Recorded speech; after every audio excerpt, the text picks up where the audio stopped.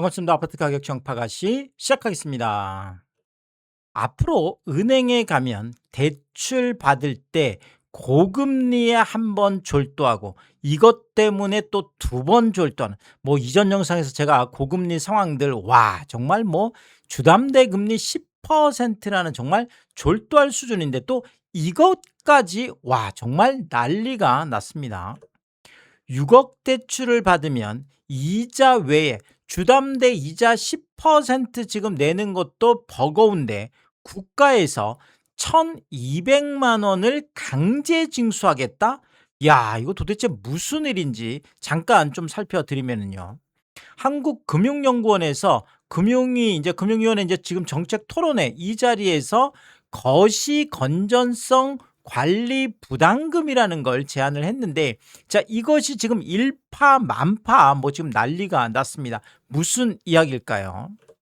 쉽게 말해서 집을 살 때 은행에서 대출을 받으면 이자 외에 이자와는 별도로 국가가 부담금을 강제 징수하는, 야, 이거 사실 우리가 재건축 초과이익 환수에 관한 법률에 의한 재건축 부담금이라는 것도 있는데, 그거는 또 이제 그거지만 이거는 내가 대출을 받는 거잖아요. 아니, 재건축을 하면 재건축을 해서 이제 또 이익이 났을 때 그 이익에 대해서 최대 50%를 가져가는 것까지는 그냥 그럴 수 있다라고 하지만, 은행에서 대출을 받는다는 것은 어쨌든 간에 내가 이자를 내야 되는 거잖아요. 이자를 받는 게 아니라 이자를 내는 건데, 그 이자를 내는 것 외에 또 부담금을 강제 징수한다?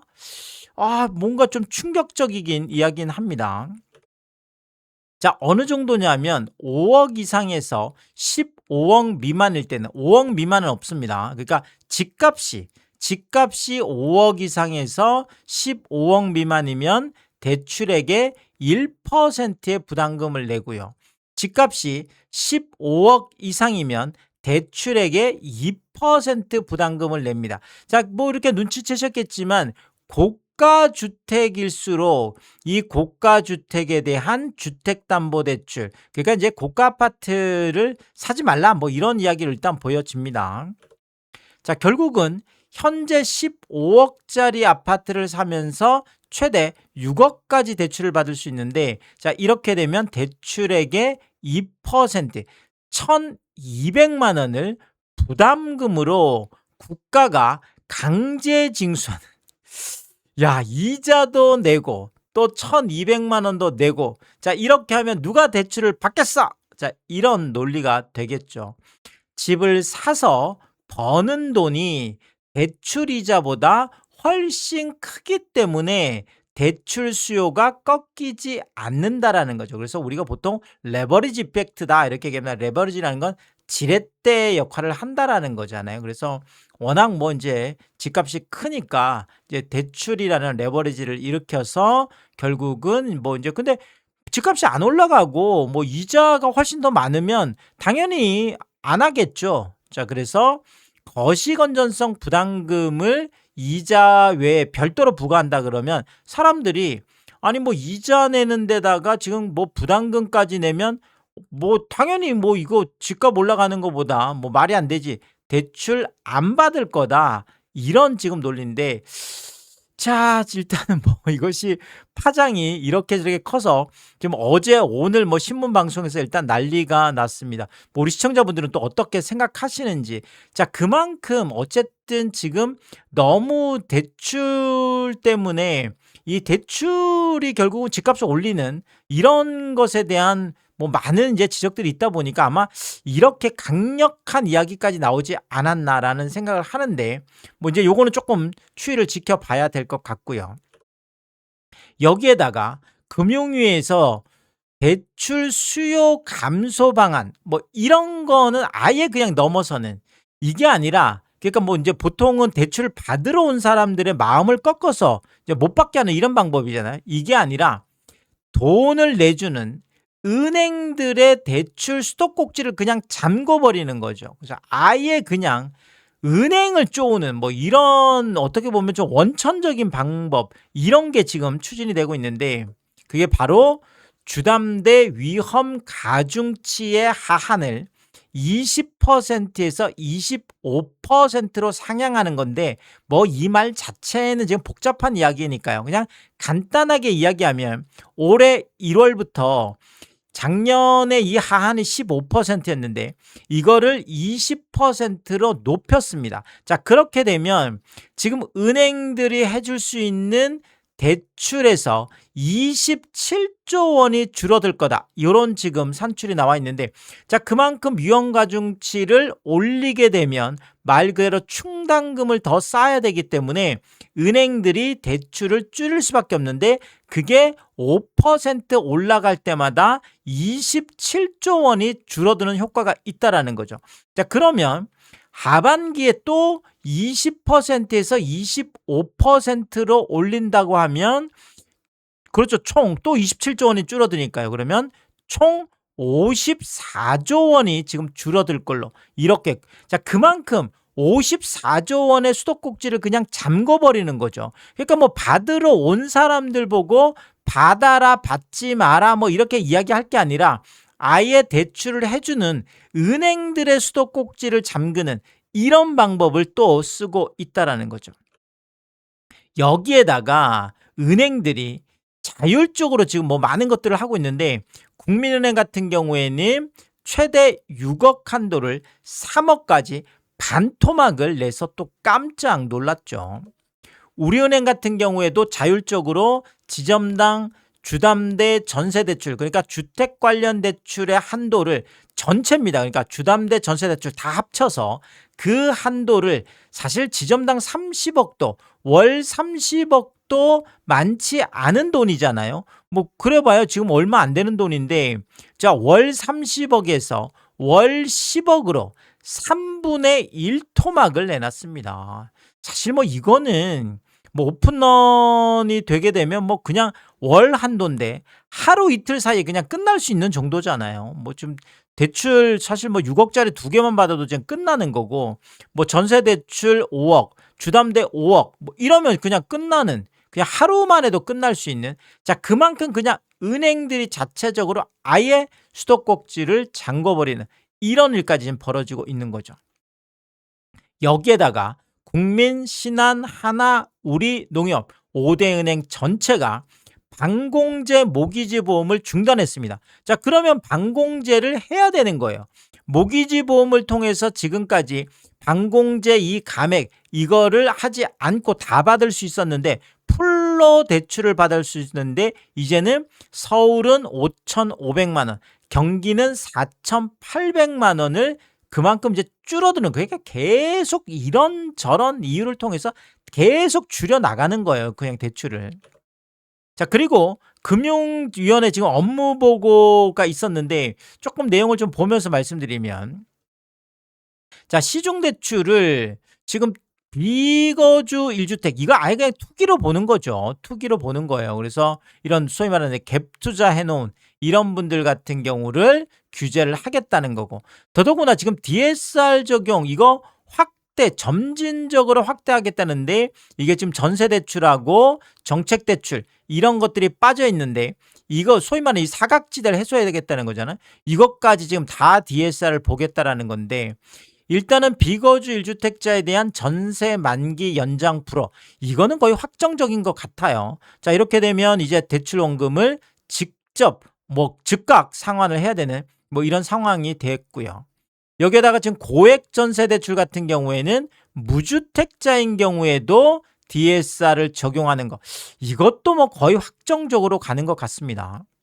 자, 여기에다가 정책 대출 같은 경우에도 총량 관리를 통해서 정책 대출도 쪼이겠다라는 건데 결국 정책 대출도 뭐 DSR이라든지 아니면 아예 총량을 관리해서 뭐 사실 기금이기 때문에 줄이면 그냥 줄이는 거예요. 이건 국가가 총량 자체를 뭐 이런 상황들이라든지 아니면 지금 은행 지금 금리하고 이 기금 대출 금리 이거를 뭐 이제 적정 금리 이거 어쨌든 간에 이거를 이렇게 줄이는 계속 지금 뭐 10% 간다 막 이렇게 난리치는데 너무 또 정책대출 금리가 낮아버리면 너무 정책대출 쪽으로 쏠림이기 때문에 이 쏠림을 방지한다는 거잖아요. 그래서 이미 보금자리론 정책대출의 주담대인 이 보금자리론의 금리를 30년 기준했을 때 정책대출 금리가 보금자리론이 이미 5.2%까지 가 있습니다.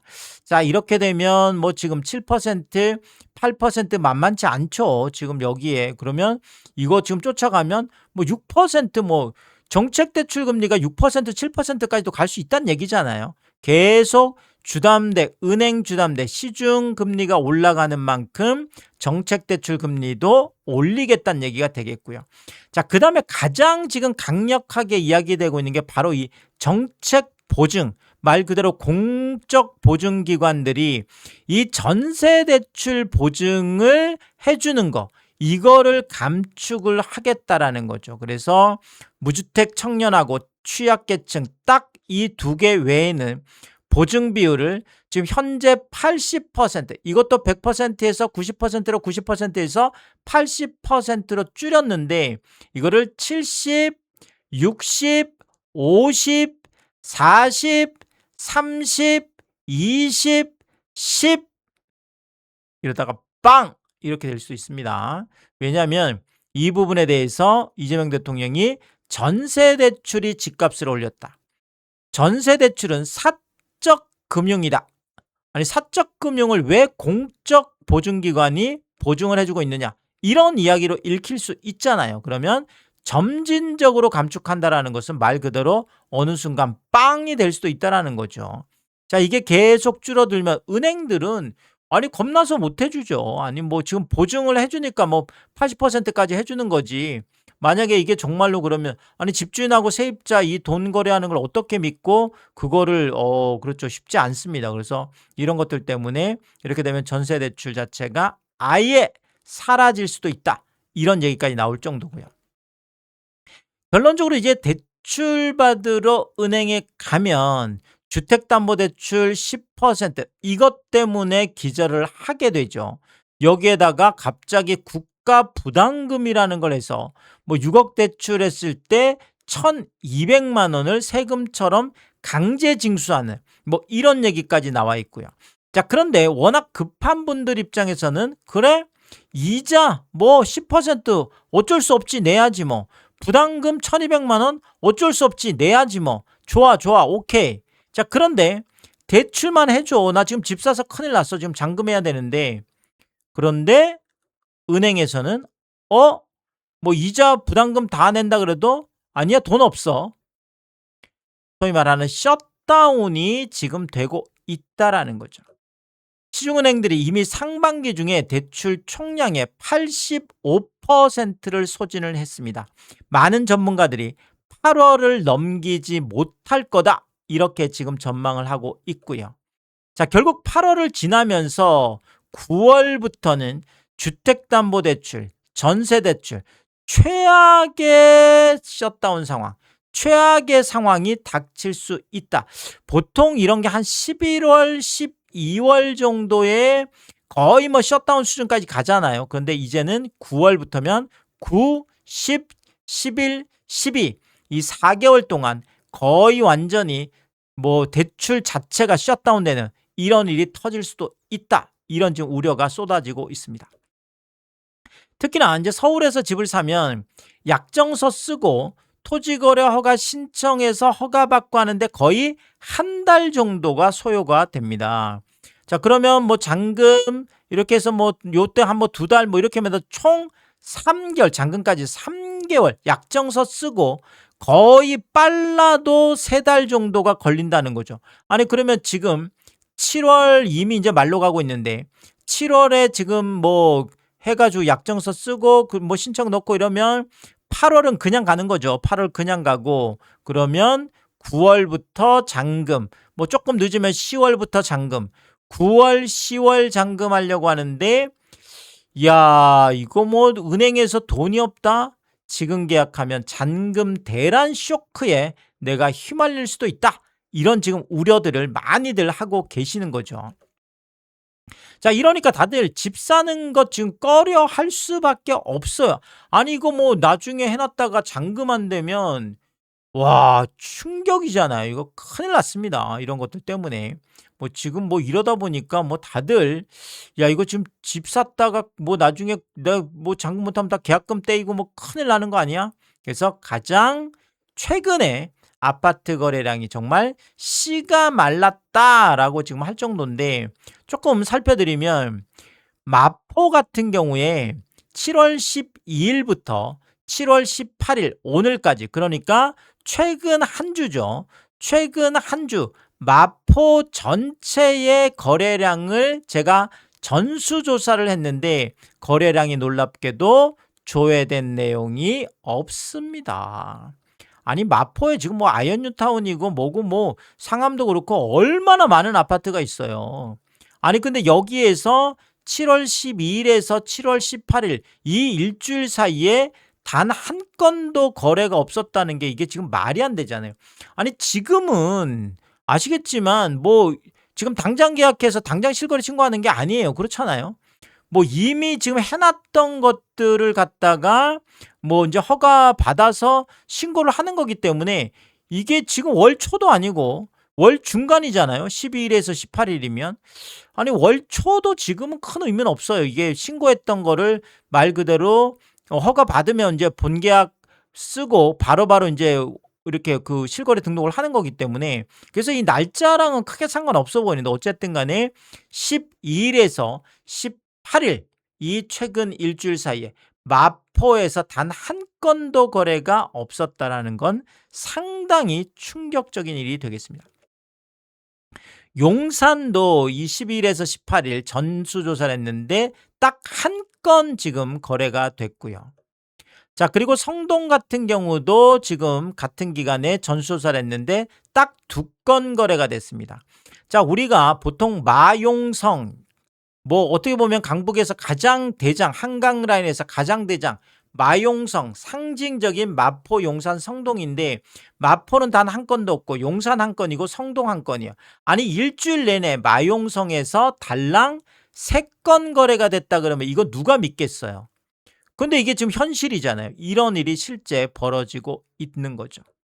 자, 그리고 강동 같은 경우에도 7월 12일에서 18일 이 기간 동안에 전수조사를 했는데 놀랍게도 조회된 내용이 없습니다. 단 한 건도 거래가 없는 빵건이라는 거죠.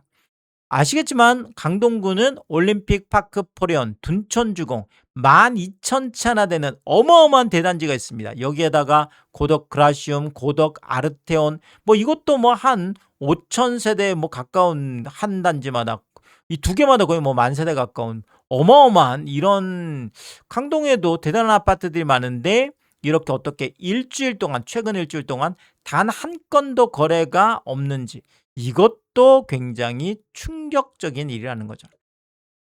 그리고 송파 같은 경우에도 12일에서 18일까지 최근 일주일 보면 이 직거래 한 건 빼고 나면 달랑 2건 지금 거래가 되어 있고요. 서초 같은 경우에는 조회된 내용이 없습니다. 아예 거래가 단 한 건도 나오지 않았습니다. 아니 서초도 뭐 지금 반포 쪽도 그렇고 뭐 어마어마하잖아요. 여기도 아파트가. 근데 아예 이렇게 거래가 없다는 게 이건 뭐 믿을 수가 없는 이런 일이 되겠고요. 강남 같은 경우 10일에서 18일까지가 지금 직거래 한 건 빼고 나면 3건이 거래가 됐습니다. 그러면 이 뭐 3건 중에서 지금 가장 고가가 압구정 신현대 11차 105억짜리 거래인데 야 이런 상황에서도 100억 넘는 아파트가 거래됐다고 대단하네 이렇게 생각할 수 있겠지만 원래 압구정 신현대 11차 61평형은 128억까지 거래됐던 아파트였습니다. 자, 그런데 이게 105억까지 무려 23억이나 대폭락한 이런 거래였다라는 거죠. 그것도 뭐 9층이면 여기에서 초고층인데 23억이 대폭락해 있고요. 자, 그러면 이거는 무슨 특수관계 거래냐, 증여성 거래냐 그런 게 아니죠.